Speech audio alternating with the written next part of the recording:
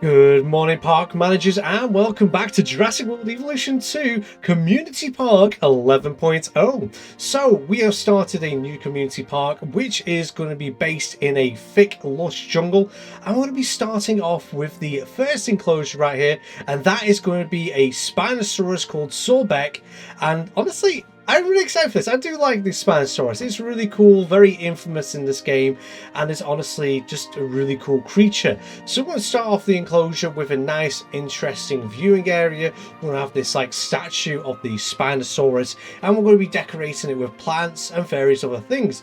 Now, from this point, we're going to have 3 different viewing galleries. I do spend a while trying to get these viewing galleries right. As you can see, I was like not happy trying to get like the path so it looks straight, and as you can see, it's getting a little bit frustrated with it.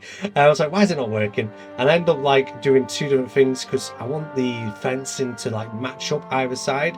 So it does take a while to get used to it and see what's doing wrong and going back and forth. And I didn't cut this out of my videos. Like I usually do cut out things that take a long time, but mainly just to show you that sometimes a build isn't as simple, straightforward of just going into it and doing it. Sometimes this game you do have to battle with it to get it right, mainly because it's like there's no like fixed motions and things going on. It is very like loose and free play.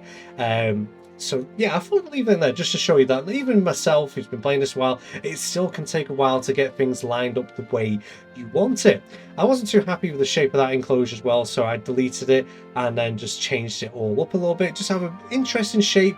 I do make my enclosures pretty samey a lot of the time, so I was just trying to go for a different idea. We're going to have like a nice beach area. This side on the other bit's going to be deeper. I'm going to have it raised up like a almost like a rocky cliff on it, just to give like different stylization of the enclosure. Something like I said I do lack in is I keep my enclosures pretty flat usually, so I thought this time I'm going to add like different like lines of sight, different heights and things like that, so when you're getting screenshots of this creature or you're watching your creature move around the enclosure, you do have like a very stylized photo opportunity moments where things are a bit different. I placed a load of rocks in here just to make it look very cliffy, very rocky, very jagged, and also it'll stop the Spinosaurus from climbing up to that part of the fence because I don't really want it to be walking along the fence. Now, at the back bit where we have the grass, I do leave that bit. I don't add like loads of rocks to that bit because my kind of idea is they could have the Spinosaurus walk up there and look over the pond and have this really cool view. I haven't seen a Spinosaurus go up there yet once I added it to the enclosure. Obviously right now I'm talking like what you're watching is past, talking is present. Well, present for the recording of the video anyways. But yeah, I was hoping to see the Spinosaurus maybe walk along the back there and appear at the top. I thought that'd be really cool, almost like a King of the Hill style thing that you could add to the enclosure. I do decorate it with like very tropical like palms and things. I want that very tropical island sort of feel to it, that very coastal tropical feel. So I use a food brush on this one. This absolutely, it looks nice, especially when you add loads of palm trees to it, and it's not too thick, it's not too dense. So you get like good sight to the Spinosaurus. We had a few tropical rocks in there just to add something to the ground, give it a nice feel to it. And then after that, we're going to be placing all our palm trees and things down. Again, I use the tropical plants of the area, and I use some of the multi-palm trees just to give like a mixed variation of plant life, so it looks definitely thick and lush in these areas. And then also you see the dirt paths going through it. That's like in storytelling mode, that's where the Spinosaurus walks the most, so that area kind of is a bit dampened. And then in this bit here, we're going to be doing our off-show area.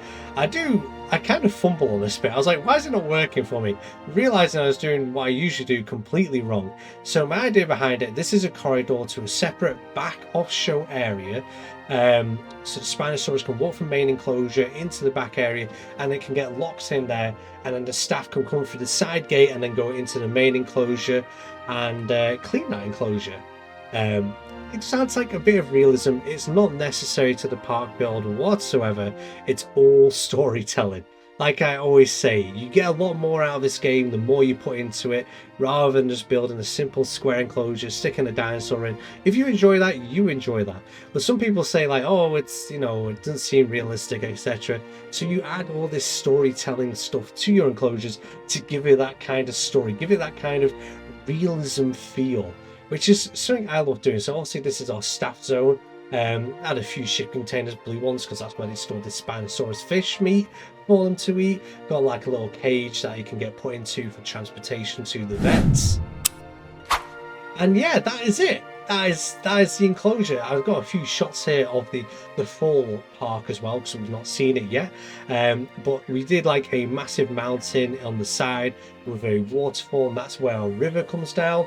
They get river boats up the river to get to the park, this being the park entrance and the dock area for our guests, and a little bit of a staff zone as well there, so supplies can get dropped off from the boats into that section. And that is our main entrance into the park itself. And this is Solbeck, the Spinosaurus that was asked for. Honestly, it was really cool having it like this. It's very albino looking, which I really love. Definitely stands out. And just seeing the guests walk up to like the statue with like the little bits of decoration, it definitely adds to this enclosure area and gives it its own identity. I'm looking forward to seeing more enclosures added to our community park 11.0. So don't forget to put in the comments what kind of dinosaur you'd like to add, the kind of enclosure you'd like to see it in, and don't forget you can also ask for flying reptiles and marine reptiles. And as always, thank you for watching. Until next time, I'll see you later.